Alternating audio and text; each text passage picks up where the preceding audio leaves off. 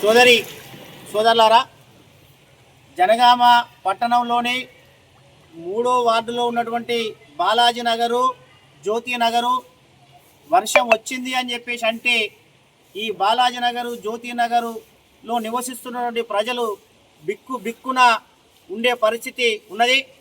గత 5-6 సంవత్సరాలుగా వరుసగా వరదలు రావడం, ఈ వరదలలో ఇళ్లల్లో నీళ్లు రావడం, వీటితో పాటుగా బురద పాములు, విషపురుగులు కూడా ఇళ్లకు వస్తున్నటువంటి ఒక దుస్థితి ఈ జనగామ పట్టణంలో 3వ వార్డులో ఉన్నది. అయితే జనగామ పట్టణానికి ఎగువ ప్రాంతాలన్నీ బాలాజీ నగర్ పైనే ఉంటాయి. ఇప్పుడు కుర్మవాడ కానీ, అదే రకంగా బీరప్పగడ్డ ప్రాంతం, మరి రంగపశరు నుంచి వెళ్ళి, బాణాపురం నుంచి వెళ్ళి, దాంతోపాటుగా గిర్రిగడ్డ ప్రాంతం నుంచి వెళ్ళి, రైల్వే స్టేషన్ తదితర ప్రాంతాల నుంచి వెళ్ళి ప్రజలు వాడినటువంటి మురుగునీరు, దాంతోపాటుగా వర్షపు నీరు మొత్తం ఈ బాలాజీ నగర్ గుండా కిందికి పోయే పరిస్థితి ఉంటుంది. అయితే ఇంత పెద్ద ఫ్లోటింగ్ వస్తున్నటువంటి ఈ వరద నీరును, ఈ మురుగునీరును పంపించడం కోసం ఒక సరి అయిన ప్రణాళిక మున్సిపాలిటీ దగ్గర లేదు. పెద్ద పెద్ద నాలాలు నిర్మించాలి. నాలాలు కూడా ఎక్కడ పెద్దగా నిర్మించడం లేదు. ఎప్పుడో 20 సంవత్సరాల క్రితం నిర్మించిన చిన్న నాలాలు ఏవైతే ఉన్నాయో ఆ నాలాలలో ఈ నీరు పోయినటువంటి పరిస్థితి ఉన్నది. ఇవాళ ఈ వరద నివారణ చర్యలు చేపట్టడం కోసం 9 కోట్ల రూపాయలతోటి మరి ఏదైతే సెంట్ మేరీ స్కూల్ కాడ ఏదైతే పెద్ద డ్రైన్ కడతా ఉన్నారో ఈ పనులన్నీ కూడా చాలా నత్తనడకగా నడుస్తూ ఉన్నాయి. ఇప్పుడు 6-8 నెలలు అవుతా ఉంది ఆ పనులు స్టార్ట్ అయ్యి. ఇప్పటి వరకు పూర్తి కాలేదు, అసంపూర్తిగా ఉన్నాయి. ఆ నాలా కనుక పూర్తి అయి ఉంటే, వరదలను డైవర్ట్ చేసి ఉంటే ఇవాళ ఈ బాలాజీ నగర్, జ్యోతి నగర్కు నీళ్లు రావడానికి అవకాశం లేదు. ఇవాళ నాలాల పనులు చేపట్టడంలో కానీ, వరద నివారణ పనులు చేపట్టడంలో కానీ మున్సిపాలిటీ అధికారులు అలసత్వంతో ఉన్నారు అని చెప్పేసి ఈ సందర్భంగా తెలియజేస్తూ ఉన్నాం. ఇవాళ జనగామ కలెక్టర్ ఆఫీస్కు అతి చేరువలో ఉంటుంది, బస్టాండ్కు అతి సమీపంలో ఉంటుంది, పెద్ద పెద్ద బంగ్లాలు, భవంతులు ఉంటాయి.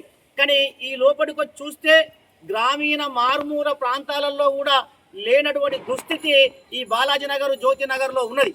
ఎందుకోసం ఈ పరిస్థితి ఉన్నది అని చెప్పేసి అంటే ఇక్కడ నివసిస్తున్నటువంటి ప్రజలందరూ కూడా మధ్యతరగతి ప్రజలు, చిన్న చిరుద్యోగులు, చిన్న చిన్న వ్యాపారులు, పొద్దుగా లేవగానే ఎవరి పనికి వాళ్ళు పోతూ ఉంటారు. కాబట్టి మమ్మల్ని ఎవరు అడుగుతారు, మా గురించి ఏం అడుగుతారు, మమ్మల్ని మున్సిపాలిటీ వాళ్ళని అడుగుతారా అనేటువంటి ఒక నిర్లక్ష్య ధోరణే ఇక్కడ కనబడతా ఉందని చెప్పేసి ఈ సందర్భంగా తెలియజేస్తా ఉన్నాం. జిల్లాలోని వివిధ డిపార్ట్మెంట్లకు సంబంధించినటువంటి అధికారులందరూ కూడా ఈ ప్రాంతంలో చాలా మంది కిరాయికి ఉంటారు.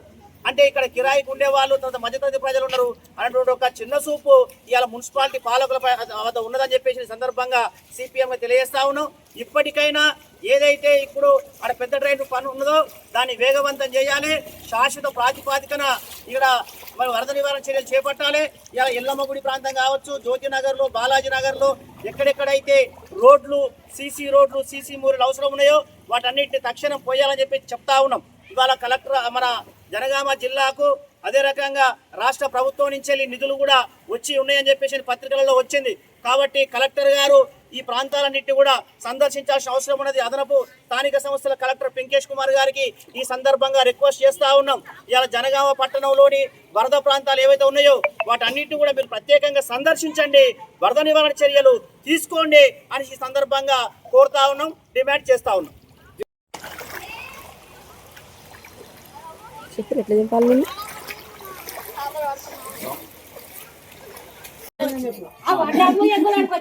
ఇంట్లోకి మొత్తం వచ్చినాయి బియ్యం, బట్టలు అనే దర్శి. ఇంకా మా పెద్ద మనిషిని అక్కడ గడ్డ తీసుకుపోయి తోలొచ్చిన. ఎన్ని సంవత్సరాలు ఉంటాడు? 85. మున్సిపల్ కమిషనర్ సందర్శించమని చెప్పి చెప్తాను. రేపు ఒక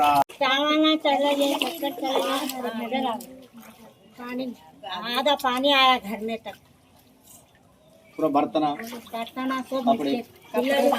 పిల్లలు వేసుకొని పండేది పాములు, తేలు, బియ్యం అన్ని వస్తువులు అన్ని ఇగో పిల్లలు వీళ్ళే వాళ్ళ తల్లిదండ్రులు లేరు. 3 పిల్లలు వేసుకొని రాత్రి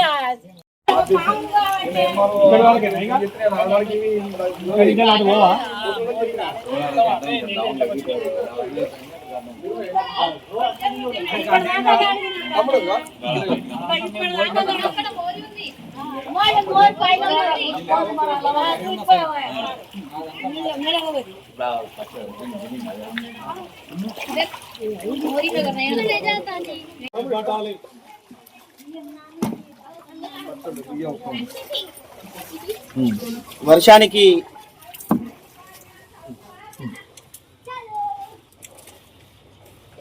నానిపోయిన బియ్యం. ఏం పేరు మీ పేరు? జులేఖ. లక్ష్మీబాయి కుంటను మొత్తం ముంచెత్తి పోసింది. ఈ సందర్భంగా 24 గంటలు గడుస్తున్నా కూడా అధికారులు రాకపోవడం ప్రజల పట్ల చూపుతున్నటువంటి నిర్లక్ష్యానికి నిదర్శనం అని చెప్పేసి ఈ సందర్భంగా చెప్పదలుచుకున్నాం. ఎందుకంటే ఈరోజు రాత్రి నిన్న మొత్తం కూర్చున్న వర్షానికి ఇండ్ల లోపలికి మొత్తం నీళ్ళు వచ్చేసి బియ్యం తడిసిపోయినటువంటి సంఘటన చూసినాం.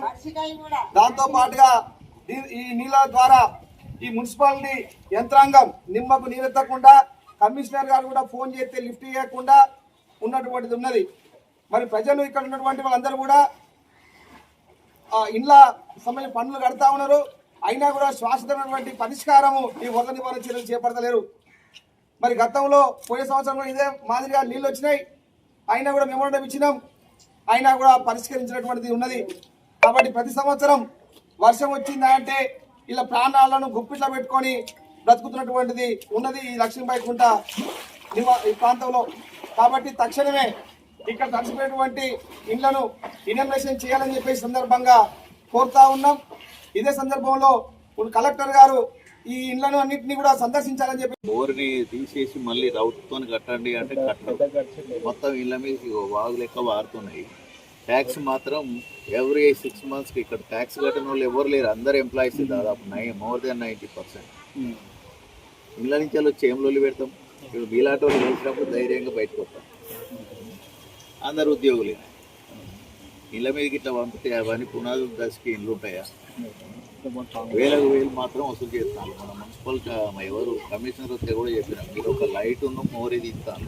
ఇవి కూడా ఈ మధ్యలో దాదాపు 10 ఏళ్ళ నుంచి మోరీలు కూడా అధ్వానం తీసుకు పోతే గుంపు ఎటువంటి దాకా పోతారు.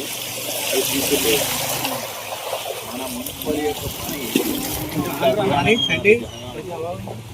ఎవరు అడగడానికి లేదు, చేయడానికి లేదు. వాళ్ళు చేయరు. ఒక లైట్ ఇస్తారు, లైట్ ఇస్తారు వేల